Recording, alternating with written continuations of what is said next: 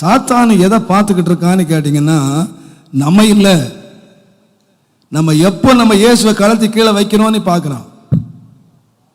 எந்தெந்த கிறிஸ்துவ விட்டு எப்போ வெளியே வரப்போறோம், அந்த மகிமை விட்டு எவ்வளோ வரப்போறோம், அந்த கிறிஸ்துவுக்குள்ள இருக்கிற வரைக்கும் உனக்கு ஆபத்து இல்லை. நீ புது சிருஷ்டியா இருக்கிற, எல்லாமே ஒளிஞ்சு போச்சு, எல்லாம் இருக்கும். தேவனுடைய நாமத்துக்கு மகிமை உண்டாகுது.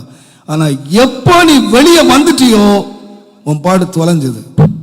சத்துரு அன்றைக்கு பார்த்துடுறான், அவன் கையை பார்த்துடுறான்.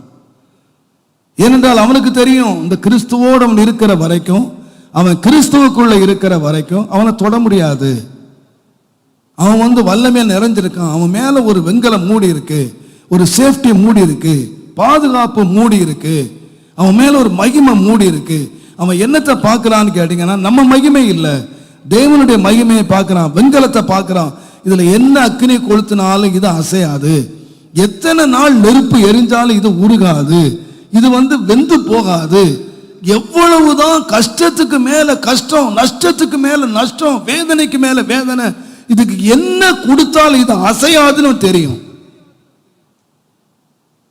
தேவனுடைய நாமத்துக்கு மகிமை உண்டா. அதனால்தான் பாருங்க, ஒரு தேவனுடைய பிள்ளை எப்போதும் எதனால் நிறைஞ்சிருக்கும்னு சொன்னா, கிருபையினாலும் சத்தியத்தினால்.